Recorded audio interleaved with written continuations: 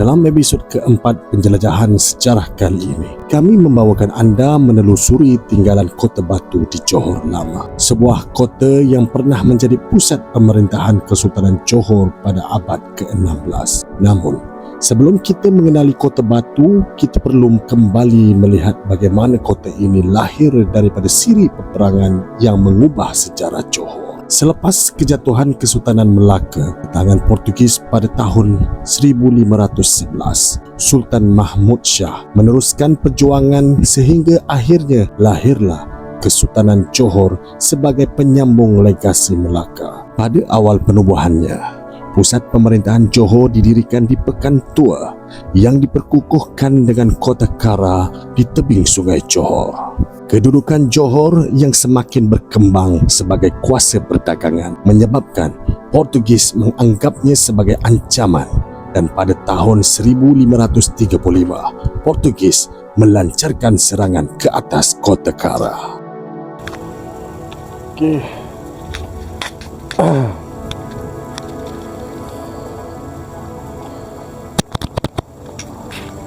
Okey, sekarang saya berada di Kota Batu, Johor Lama, di pesisir pantai, tepi pantai betul-betul, dan di atasnya adalah sekarang ni muzium Kota Johor Lama. Dan saya ada kat bawah ni di tepi pantai, di mana tepi pantai Kota Batu. Jom kita tengok apa yang ada.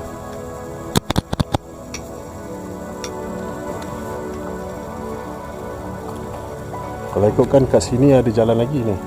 Ada jalan masuk dalam ke sana.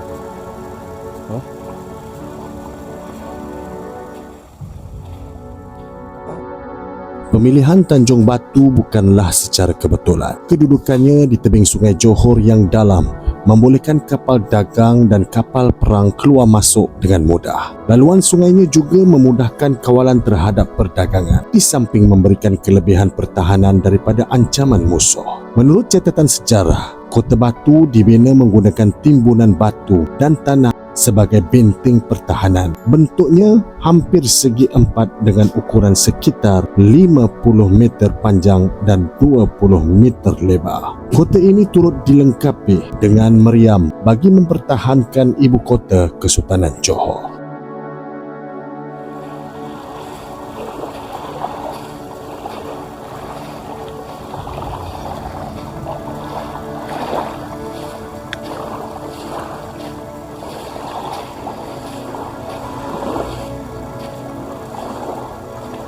Kita lihat kat sini pun seperti ada laluan untuk naik.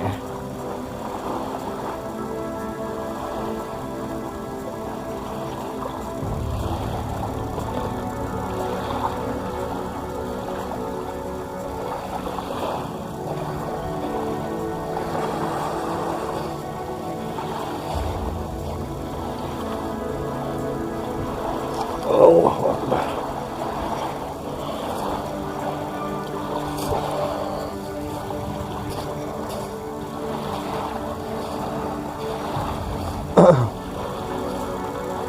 Ya, agak ada tebing-tebing.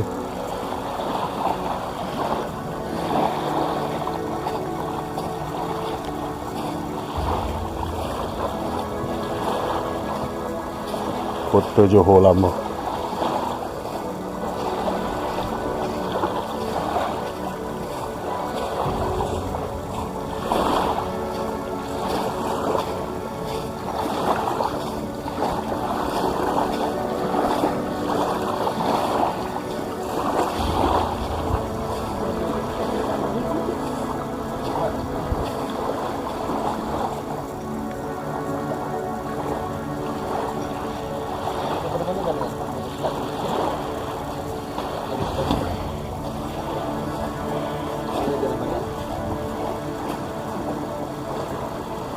Kalau ujung tadi tu ada trekking masuk ke dalam. Nampak trek orang. Jangan tengok. Tak mungkin kot. Ayo dia turun sana, dia turun situ apa? Ya. Tahu lah belakang ni. Bawa balik masak, sedap. Sedap. Rezeki ada 3. Apa 3 nama dia? ekor siput ni, kita panggil siput lembu. Masuk dulu. Sedap, popular. Okey, sekejap lagi kita akan sambung. Betul tak Zam? Zam nak makan.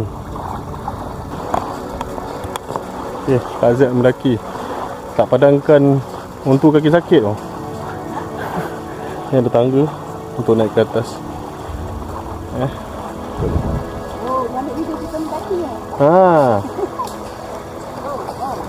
Ni boleh ni bawa pergi seluyut ni. Alhamdulillah. Bismillah. Oh, dia lari gitu je. Dia lari gitu je. Tuhan tangga lah. Tangga. Belagak tu orang tu dah naik tu belagak.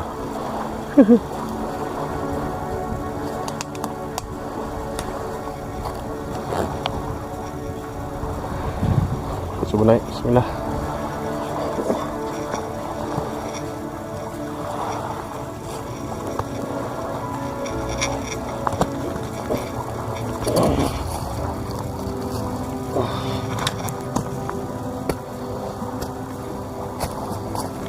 Leh.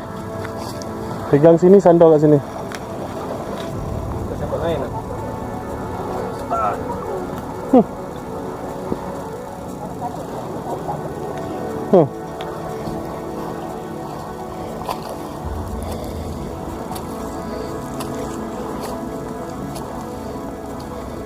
Dekat yang tadi.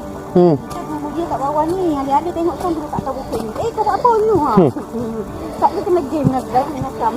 Elok aku tak naik dari sana tadi. Itulah. Kalau dari sana saya lalu sini nampak kan ada laluan ni. Kita duduk bawah ni dia tengok jongok kat atas ni.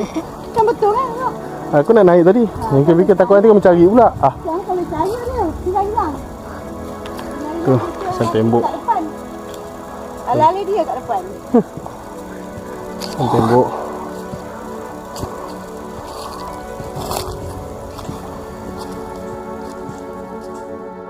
Dari sinilah Johor kembali bangkit sebagai sebuah kuasa perdagangan. Selepas Melaka jatuh ke tangan Portugis, ramai pedagang memilih Johor sebagai destinasi baharu. Kapal-kapal dari seluruh alam Melayu dan Asia singgah di Johor untuk menjalankan perdagangan. Pelbagai hasil seperti lada hitam, hasil hutan dan barangan import diperdagangkan melalui pelabuhan Johor, menjadikan Johor pesaing utama Portugis di Melaka. Namun keamanan Kota Batu tidak bertahan lama. Pada tahun 1564, Kesultanan Aceh melancarkan serangan besar-besaran ke atas Johor. Kota Batu berjaya ditawan, manakala Sultan Alauddin Riayat Shah yang kedua ditangkap dan dibawa ke Aceh. Baginda akhirnya mangkat di sana. Peristiwa ini menjadi antara detik paling getir dalam sejarah awal Kesultanan Johor. Cari buah ke bang? Pokok dah lama ni. Banyak-banyak kena tebang pokok. Ya dah. Dia kata ni buah, kalau buah tu tak cantik. Sebab apa? Orang tebang ke sini. Masuk ke kubur dia.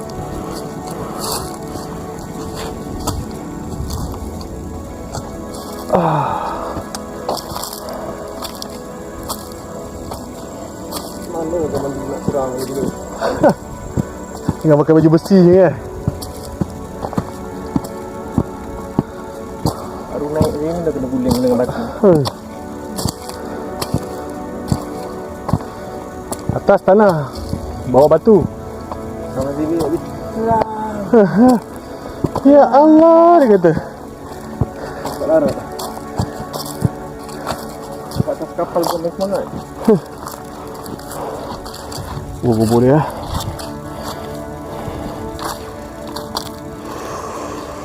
Standar.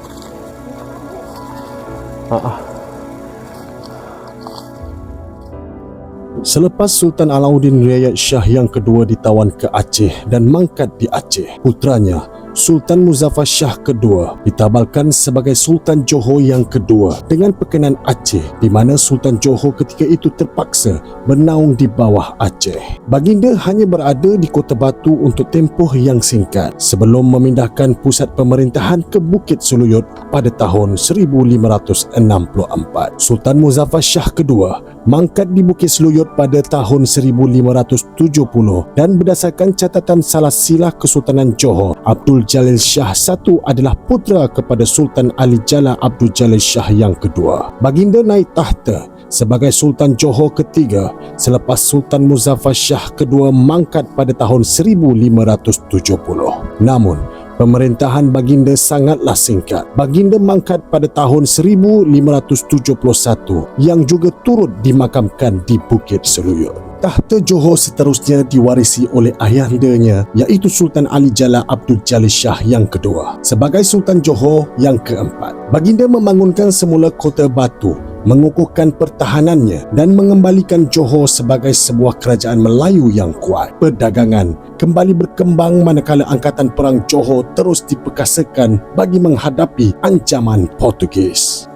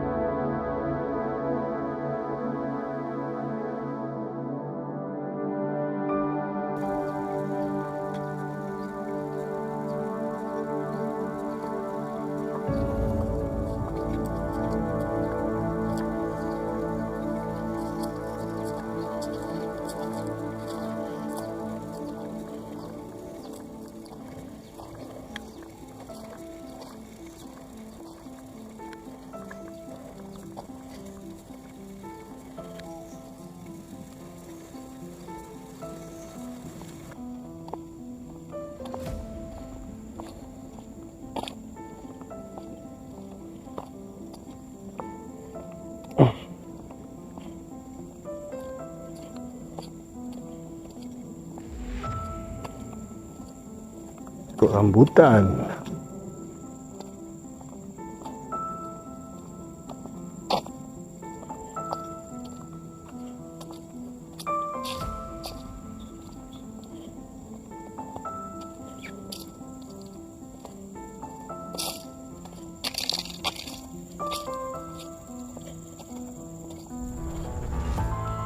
Assalamualaikum ya ahlan kubur. Assalamualaikum وعلى عباد الله الصالحين سلام على سليمان في العالمين السلام عليكم.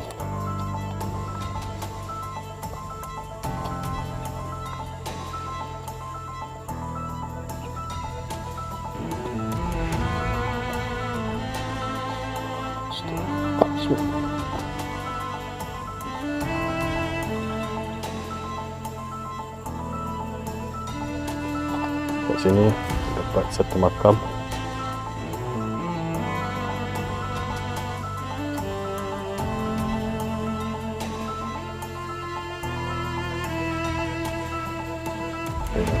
Datang.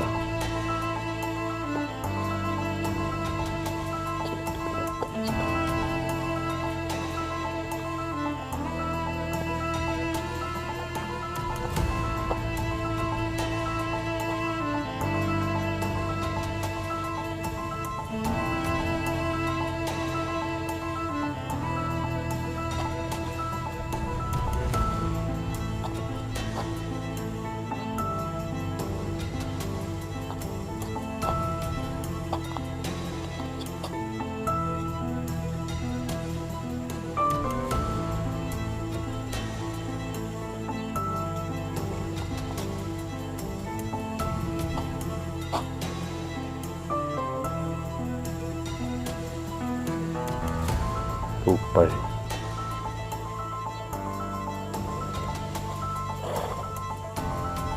Ada pondok dan keadaan makam pun tidak terurus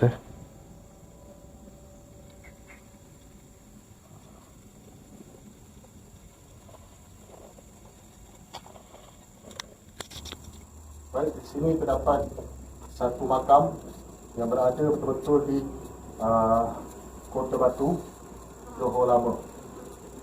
Lihat juga, kita boleh lihat apa betul kompleks makam pun dah uzur, tiang dia pun telah patah.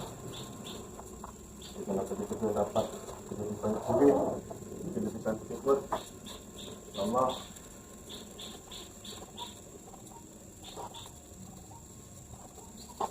Ini adalah sekitar kawasan karangan Kota Batu, Johor Lama.